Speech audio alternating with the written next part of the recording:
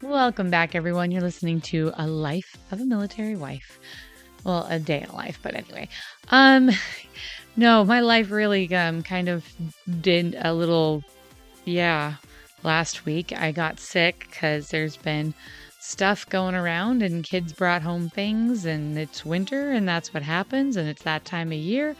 So I was under the weather and the episode didn't happen. So last week's episode is going to be this week's episode. This week's episode is going to be next week's episode. And I'm not going to take one off for Christmas, probably.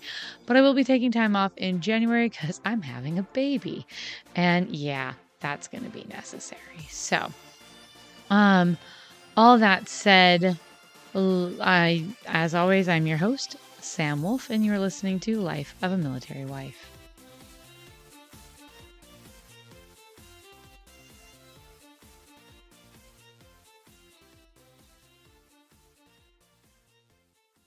Okay, so yeah, I was sick and honestly, I really wanted to do something more fun this week, but I really feel like I want to share, or at least it's important to share the information that I was going to share last week. So I'm going to do that and be responsible and we'll have lots of fun next week. But yeah, I was like, I don't want to, I'm making myself hot chocolate. I'm going to motivate myself. So I had a little reward for sitting down and getting this done. But so the topic that I'm covering, or at least some of the stuff I'm covering, is we've discussed this before. There are quite a few. According to CNN, there is 40 to 50 people the State Department have labeled as wrongfully detained that are U.S. citizens worldwide. That's not even including the somewhere around 100, 200 plus individuals in Afghanistan who are being basically kept in the country against their will. Yeah, that's kind of shocking.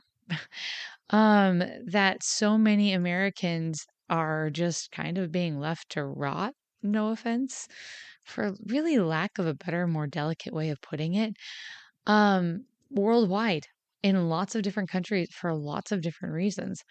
And so anytime things get done well or get done, or anytime where the U.S. State Department actually does their job in defending U.S. citizens, I'm happy.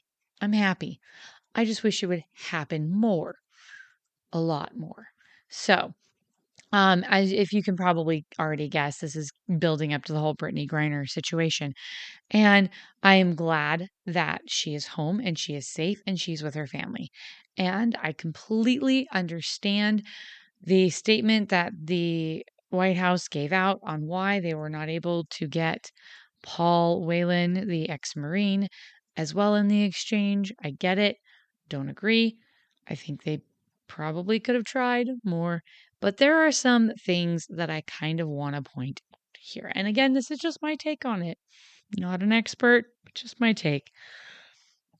So, Paul Whelan was detained or arrested in December of 2018. He was just in a hotel lobby, from what I've heard.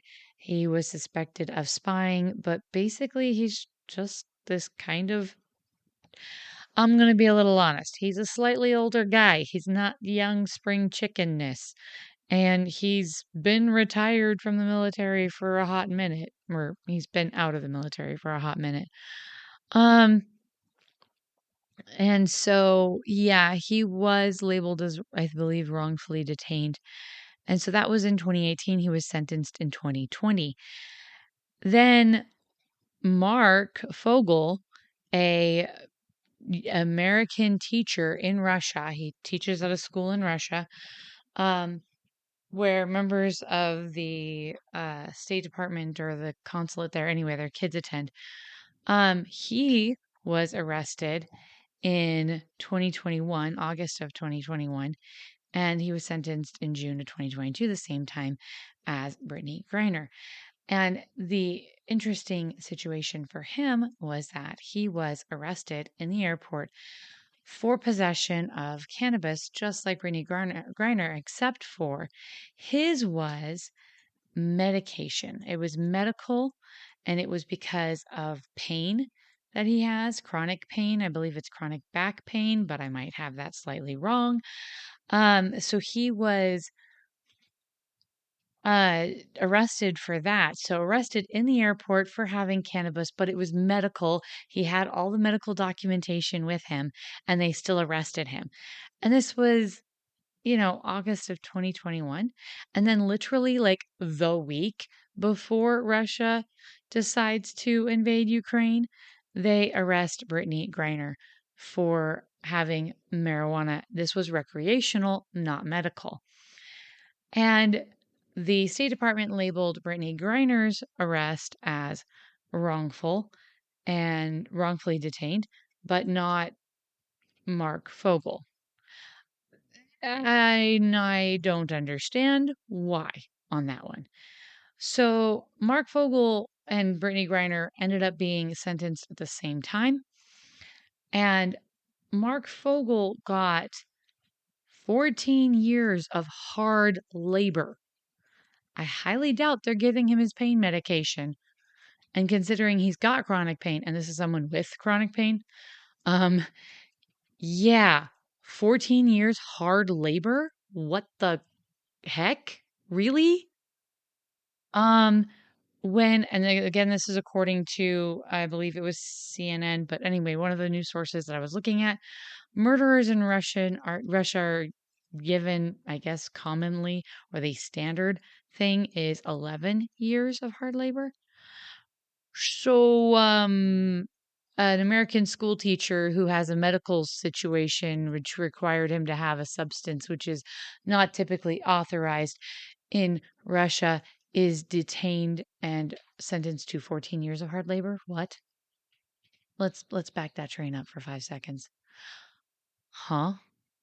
Can there maybe be something else going on here? So the interesting thing is, again, State Department did not label that as wrongfully detained, but Brittney Griner's was. And then also, I just there's been no mention of the White House hasn't even mentioned Marc Fogle. Like he's just been completely forgotten. A school teacher. A school teacher. Like I'm really glad that people care about the ex-Marine. And the White House's statement was that they had tried to get Paul Whelan released, but that Russia had said it's an either or, and they couldn't get both of them. And they figured since Paul is former military, that he could handle it better than her. And that honestly was kind of the chivalrous thing to do. I mean, wow, our society has some chivalry left. Okay, ladies first, I get it. But they didn't even negotiate for Marc Fogle. No one did. No one, like, he wasn't even included. He was completely forgotten. And here he is, a civilian with a medical condition, being forced to do hard labor. Hi? Why wasn't he even on the tape? Why isn't he even being discussed? I mean, what? Why? Yeah, that's not, yeah, I don't get that. I don't. I really don't. And maybe it's just because people aren't making a big of stink about it. But considering I have family members in the education field, um, I feel really, really passionately that we should not be abandoning school teachers to, labor camps because they had medication with them. So that's just me, maybe, I guess. But anyway, that is the basic rundown of what happened. So Marc Fogle wasn't even considered. He's not even being considered as wrongfully detained. And he's just been kind of forgotten completely. Paul Whelan, they said they couldn't get him. Now, interestingly enough, the Russians offered to trade him back for the same guy that they got in swap for Brittney Griner about a year ago. And the State Department said no go. we're not letting this guy loose. He's too dangerous. And that all goes back now to what did they get? What did Russia get in exchange for Brittney Griner, giving us back Brittney Griner? Well, they got back Victor I'm going to mess that up. Bout. Anyway, Victor, also known as the Merchant of Death. Yay. There's actually a whole movie about him and about how basically horrible he is. And so he was released in exchange. Now the justification was that he was going to be released in 2029 anyway. He'd served most of his sentence and they weren't going to give him any other option, and they really just needed to get her home. And again, I'm glad we have an American home. It's about freaking time. But the Merchant of Death, like this guy he's wanted by quite a few countries. He's an arms dealer. He sells weapons to horrible people, and these weapons have killed lots and lots of people. And we went through a lot of effort to get him, to trick him out of his little hole and to get custody of him. And so the fact that the Merchant of Death is back waltzing around and he's a super big fan of Putin now, I don't blame him. Putin did him a pretty solid by getting him out of U.S. prisons. But at the same time, it's just shocking. And then, okay. Turns out, guess where he's been lately? The Merchant of Death, Russia's favorite arms dealer, has been hanging out in Ukraine. Yeah, he's been hanging out in the Ukrainian Russian occupied city of Luhansk in eastern Ukraine. And he has said that he's going to be assisting the Russian military. Oh, yay. I'm just in there going, we have really, we have been giving quite a bit of money and resources to Ukraine. In fact, we've got an omnibus spending bill in front of the Senate and Congress right now that is going to give more money to Ukraine, not only for military, but for economic rebuilding. And we just handed over the number one Russian arms dealer to Russia. Yeah. Somehow I feel like that just is not probably the best help if we're really concerned about the situation in Ukraine. And then again, going back to the omnibus bill, I'm going to state a vexation of mine that I've had for a while, and I'm just going to get it out there. I believe as a responsible adult that it is important to have a balanced budget, to have a budget to live within my means, to pay my bills, to not get into debt, and to be fiscally responsible. And it would be nice if for once the United States Congress could do the same, because they haven't in 25 years. So we have an omnibus spending bill out there again, which is massively long, and no one is going to have enough time to read it before they have to vote on it. And it drives me nuts. And the part of the thing that drives me nuts is literally they use military funding, the funding of our U.S. military. It's used as a weapon to be like, give us what we want, or the military won't be taken care of. And they use a lot, and not just the military. They use Social Security. They use sweet old grandmas, and our service members are weaponized in these arguments.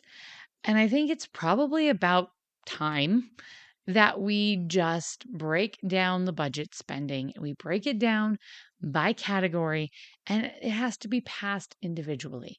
Military alone by itself, And that way it's short and logical and reasonable enough, hopefully, that people can actually read it all the way through and find out what's in it before they have to vote on it. And same thing with all the other departments, instead of just lumping everything together. Because the problem is eh, getting all of Congress to agree on anything, like absolutely anything nowadays, is just a joke. It's just nearly impossible. And the only way that they can agree on anything is when they start vilifying each other for everything. And that's just not effective. If we could break these down instead of these big pork barrel omnibus monstrosities of a nightmare, a bill, break them down by department and say, okay, this is for DOD and this is for whatever and this is for whatever. That way they're manageable, they're unintelligible. And if you have an issue with spending in one area but not another, the one area can get funded and the other area can be figured out. But, that would be too logical for everyone. Honestly, the problem is everybody wants their own little piece of the pie. It's like I said, it's a Christmas tree thing. Everyone wants to hang their little ornament on there. Everyone wants to say that they got their little thing for their constituents and their people and this and that and the other thing, until the point where it's so burdened with just stuff that it tops over, just topples over, and there's a fight every time. Anyway, so that is what I wanted to, yeah.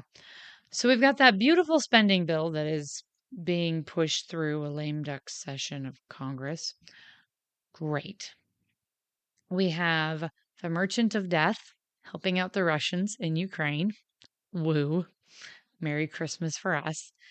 And a State Department who seems to have forgotten a teacher. Like I said, I am very grateful that Brittney will get to be with her family for Christmas. I think that's important. I think it's important to get our citizens home. But there are quite a few that have been forgotten. There have been people forgotten in Russia, and there's been people forgotten in Afghanistan and all over the world. And they're not all celebrities. Brittney had the blessing of being a professional athlete and an Olympian. She had people to advocate for her and to make a big stink about it. But so many of these US citizens don't. They don't have that luxury. They don't have that media backing. They don't have people to advocate and throw a fit and make sure they're not forgotten. So that's basically what I want to say. I'm glad Brittney's home for Christmas. I wish that more Americans who have been wrongfully detained were also home for Christmas. That's pretty much going to wrap it up. Like I said, that's probably my last real heavy one for the year. It's going to be a little bit lighter next week, I promise, people. But as always, you've been listening to Life of a Military Wife, and I am your host, Sam Wolf.